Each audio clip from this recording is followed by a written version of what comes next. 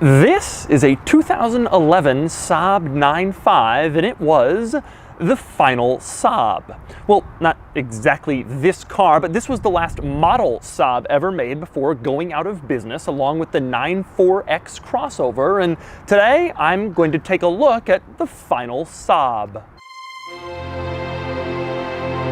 I've rented this 9.5 here in San Diego using Turo, which is this service that lets you rent other people's interesting and exciting and different cars rather than your normal, boring airport rental cars. You can sign up for Turo using the link in the description below and get $25 off your first rental, which is a good deal. Before I get into the final 9.5, a brief overview.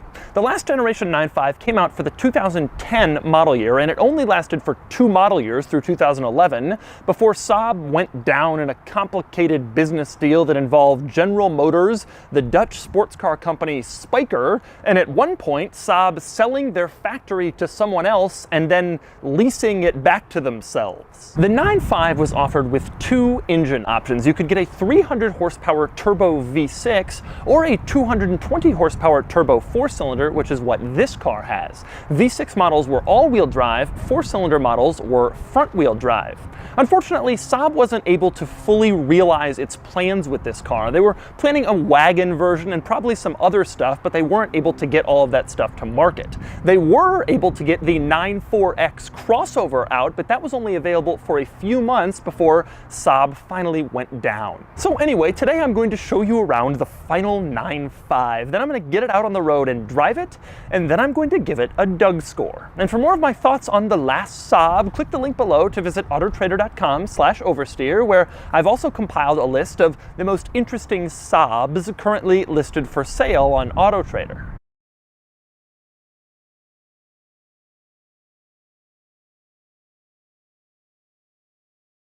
I'm going to start the quirks and features on the inside, and when you simply turn on the car, you were greeted by this strange circular green screen in the middle of the gauge cluster that says Saab Biopower.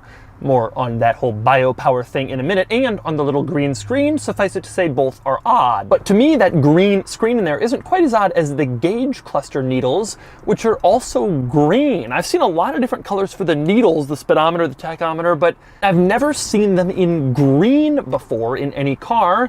Just one of the weird quirks of the Saab. Another one of the quirks of the Saab is the little night panel button to the right of the steering wheel. Now, Saabs have had this feature for years, and it's a really cool idea. You push night panel and it turns off the lighting on all of the other gauges aside from the speedometer. So you're driving at night and you got all these bright lights from the gauges in your face and you just want to see the speedometer and relax.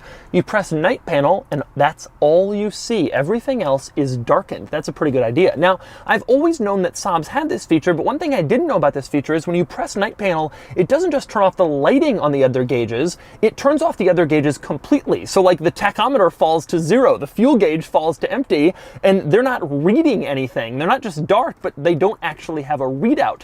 That is kind of an interesting quirk. Now, moving further into the center of the Saab, you can see in the center control stack that some of these buttons to control stuff are chipping, they're fading, they're wearing, basically. And the problem with a car like this is that finding replacements for this stuff isn't really all that easy because Saab no longer exists, so there's no one out there making replacement buttons for your center control stack. Now, some of these buttons that have chipped off, it doesn't really matter because it's pretty easy. For example, the button on the bottom clearly changes the amount of air coming out for the climate control, but this button in the middle, right below the volume knob, I have no idea what that button does, and the description for it has chipped away and worn away over time, so we may never know. Aside from the chipping and the wearing of the buttons, though, there are a couple of cool items in this center control stack. One has to do with the CD player. You can see on the side of the CD player, there's a little green light that is turned on. That light lets you know that there is a CD in. If you eject the CD, the light turns off. And obviously this prevents you from getting really angry. You want to put in more music, you jam it in there, you don't understand why it won't take it,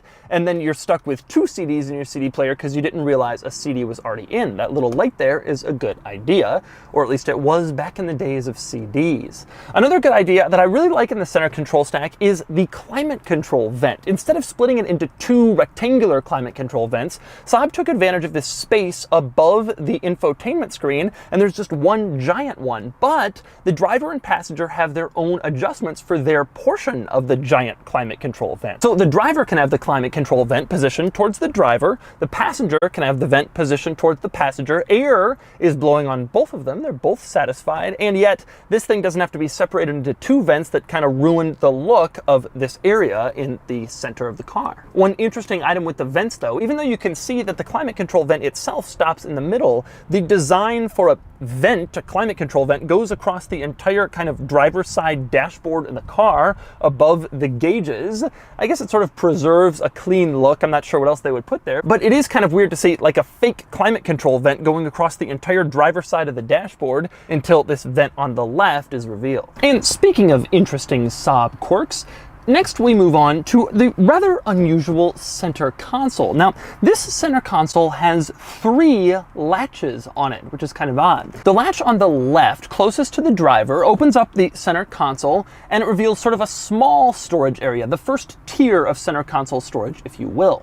The latch in the middle, if you pull on that, it opens up and reveals a much larger center console area, so you can put larger items than you could in that first little area. But the latch on the right, on the passenger side, is the most interesting of the 3. If you pull that one, it moves the center console lid up for a more comfortable armrest position. I've never seen that before, a center console latch that places the armrest in a better position so you can have a more comfortable driving experience. It's actually a really brilliant idea, and I wish more people did it. And when you're done, you just simply place the center console lid back and it goes back to its home position. And speaking of storage, it's worth noting that to the left of the steering wheel, there is also sort of a hidden storage cubby next to your knee. A lot of cars have a little storage cubby here, but it's rare to see one this large. It's actually a surprisingly useful little storage area that most people won't even know about. Now, next you move under the hood and you can see the BioPower 4-cylinder in all of its glory. Now, in case you're wondering what BioPower is, all it meant was that this car could run on E85 or partial ethanol fuel.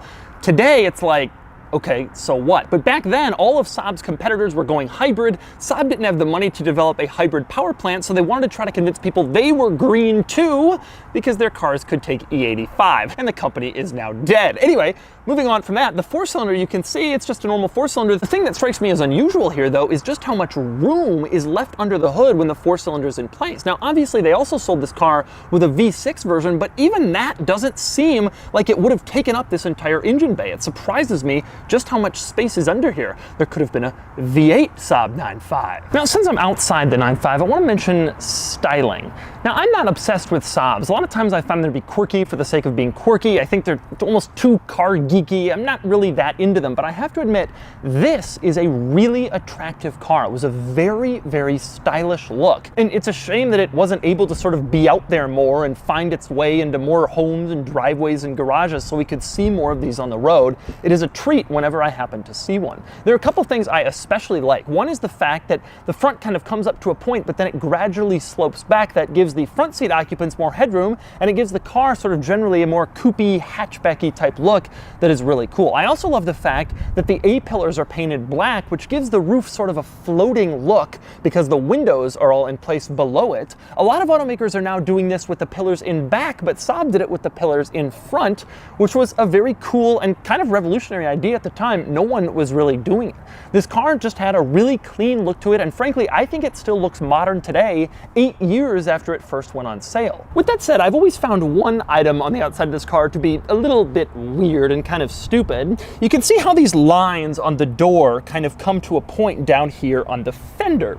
Makes sense. And so Saab stuck this piece of kind of like aluminum look and plastic down here on the fender. It also makes sense. But unfortunately, maybe they only had the money to like stick this tiny piece in place. It doesn't continue. So there's this one little piece of trim down here, and then the rest of it is just painted. This thing looks totally out of place, and it looks like it doesn't belong. And I promise you, every time you see one of these late 9.5s, from now on, you're gonna look at this and go, why is that there? Why didn't they just finish the little piece and have it look just like it does on the door and simply paint it? Why did they have to insert that thing in place? It makes no sense, but they did. A flaw in the otherwise very nice styling of this car. Next up, moving moving around back, this car has two interesting details in the rear end. One is this giant light bar that goes across the trunk. Now, this was one of the first cars to have an LED light bar, and although modern cars that have it, it's very even and it's perfectly spaced, in this thing it would kind of get dimmer and brighter depending on where you looked at it, but it was a very cool look. Unfortunately, you can only see it at night. I'll try to show it to you, but I'm not sure if it'll really show up all that well on camera. The other thing I like back here is the turn signals, which have this sort of L shape on this side, J shape on the other side, but it is kind of cool. It starts with sort of bigger lights and then it goes into smaller lights as it gets towards the trunk. I like the appearance of it. You'll notice the turn signals are flashing very, very fast. That's because the car thinks the rear turn signal bulbs are out, but I've looked at them and there's no bulb out in either rear turn signal, even though it flashes fast on both sides. I guess that's just something that happens when you own a car from an orphan brand and you can't find parts or anybody to work on it. Now, next up, moving on to the trunk, there are a couple of interesting details in the trunk. One are these little things that say press on them on this track. Now, I think these are cargo tie downs, and so you can move them along this track to sort of put a net down wherever you want your cargo to be, and then you can kind of tie them into place with those things. I think that's what they're for, but that's not why I like them. Oh no. I like them because you can use them as trunk-mounted slot cars.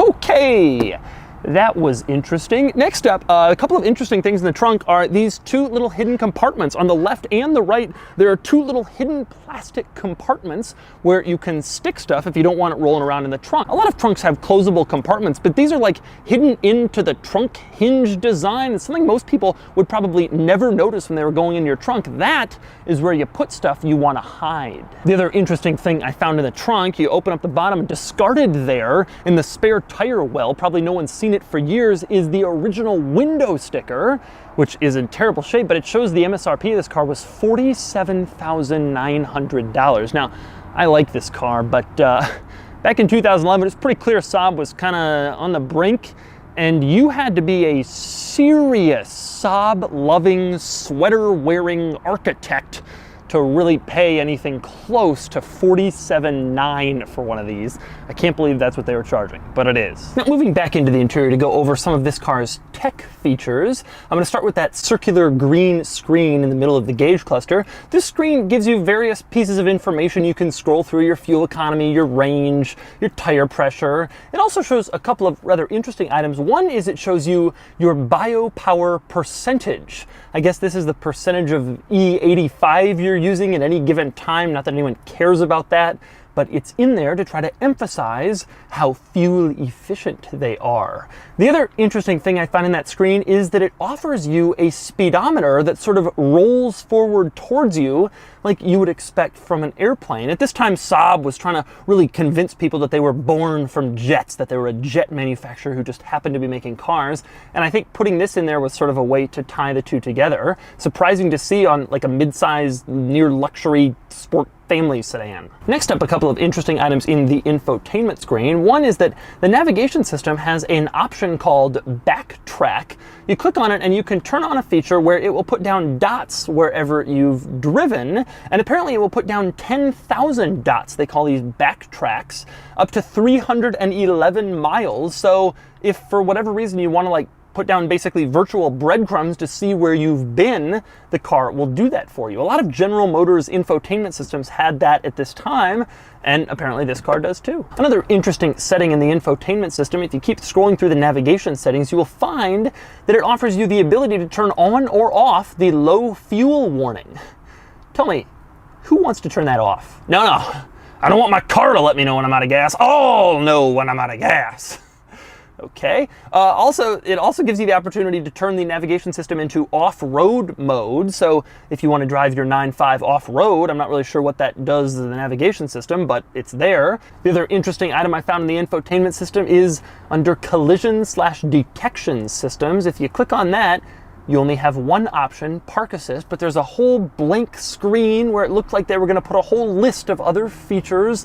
But unfortunately, this car never lived long enough to get any of those features. That's a sad little blank screen to see with all those little blank notches indicating what could have been if only this car had lived longer. Yeah. Anyway, moving on to the back seat. There's really nothing important or interesting back here, but people get mad when I don't show the back seat in a four-door car. So here it is. You got an armrest with cup holders, just like in most sedans. You got climate control vents, you got okay legroom, and that's that. That's the back seat of the 9.5. And so those are the quirks and features of the final Saab, the 9.5. Now it's time to get behind the wheel and drive it. All right, driving the final 9.5, the end of the Saab run. I still can't believe that this was a $48,000 car only 7 years ago. It doesn't feel like that. It feels like a $30,000 car, $35,000 maybe, but almost 50, and that's like low 50s now, and it's crazy. But with that said, it's decent. The infotainment system is reasonably good. I have to admit, I am very surprised by acceleration. I'm gonna floor it.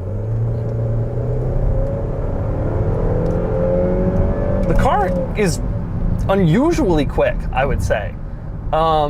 Especially considering this is the base model, the 220 horsepower version. The 300 horsepower version with all-wheel drive must have been downright fast. The interior is nice and comfortable. Obviously with these buttons starting to peel, it doesn't look that nice, but it also doesn't look that bad either. A lot of plastic. Nobody could get away with this much plastic today, just 7 years later, in this segment. But at the time, that wasn't that out of the realm. The car is reasonably comfortable. It has a lot of equipment for the time period. Handling and steering is fine. It drives like you'd expect it to. It's not particularly sharp. It drives like a front-wheel drive, sort of near luxury, mostly luxury type car would. It's sportier than like mid-size sedans or something like that, but I don't love the turn-in. There's some vagueness to the steering. About a quarter turn, it starts to get a little vague. It's not the most precise, but it's fine. I mean, this isn't something that would have stopped me from purchasing the car. It's not a BMW when it comes to performance. The seat is very comfortable. Visibility is excellent. Big mirrors. Truthfully, at the end of the day, the driving experience is not particularly quirky in this car. I think that's one of the things that people liked about it. You could get sort of a quirky, outside the box, kind of different, unusual car, but you didn't have to put up with a bunch of weird stuff that you often have to put up with when you get, like, if you got an MG or something weird like that. This was just a cool car that was a little bit different from the norm that you could get. Unfortunately, it was apparently a little too different from the norm. And General Motors did not do so well with their management of Saab. General Motors swallowed up Saab when Ford was swallowing up a bunch of luxury brands, Aston Martin, Volvo, and General Motors wanted to play ball too, so they got Saab, and they just didn't have time and room to devote to Saab. And so we ended up with the 92X, which was a WRX with a Saab badge, and we ended up with the 97X, which was a Trailblazer with a Saab badge, and it was clear that they didn't want to devote the energy to Saab that would have been required to turn into a tier one, luxury brand like Audi or something of that ilk. I mean, they had Cadillac. There was no point in having Saab as well. But I think the general overarching theme here is this car just it drives well. It drives like sort of a near luxury sedan from this era. It has nothing crazy to write home about, no insane performance, no crazy handling, but it was a very good, competent car, and I think it could have been a good, competent car for a long time and stayed competitive in that segment for 5 or 6 years. If it had been allowed to. And so that's the final Saab. The truth is, this is a competent car, and with the right strategy, this car and the 94X could have positioned Saab well for a comeback. But General Motors never really gave Saab good management, and all of the attempts to save Saab never really seemed like they had enough capital to actually make it work. And so this car is a little bit unique. It's a good car from a dead brand. And now it's time to give it a Doug score. Starting with the weekend categories and styling, the 9.5 is very nice looking for a midsize sedan, and it earns a 6 out of 10. Acceleration, the base engine is peppy, but it still earns just a 1 out of 10 thanks to a 0 to 60 time of more than 7 seconds. Handling is fine, secure, but not especially exciting, and it gets a 4 out of 10. Fun factor is low. This drives like the relatively normal sedan that it actually is, and it's not particularly exciting aside from the Saab brand backstory. It gets just a 2 out of 10. Same with cool factor. These are cool when you see them on the street, but they're not wildly exciting like a crazy sports car. Still, it's cool enough to rate a 4 out of 10, giving it a total weekend score of 17 out of 50. Next up are the daily categories and features. The 9.5 was fine for features 7 years ago, but it's below average today, and it gets a 4 out of 10. Comfort, the 9.5 is fine, not overly comfortable, not overly uncomfortable, about average overall, so it gets a 5 out of 10. Quality is mediocre. The interior is okay, and the car seems reliable enough, but parts are going to get harder to find. I can hear Saab fans shrieking that parts are available, but for the average consumer who isn't into tracking down body panels and trim pieces, it isn't incredibly easy. Overall, this car is only average, and it gets a 5 out of 10. Practicality, like most midsize sedans, this car earns a 5 out of 10. Finally, value. These are incredibly cheap, but they're also not incredibly great. This car has lost a lot of value because it's a little-known orphan car that's only desirable, really, to car geeks like me. It gets a 5 out of 10 for a total daily score of 24 out of 50. Added up, and the Doug score is 41 out of 100. I don't really review many 7-year-old midsize sedans, so there's not much to compare it to, but here are the closest things I thought of. Shockingly, it does not beat out the E39 BMW M5. If you don't want it rolling around in the trunk. A lot of trunks have little plastic compartments, but these are like integrated into the trunk handle.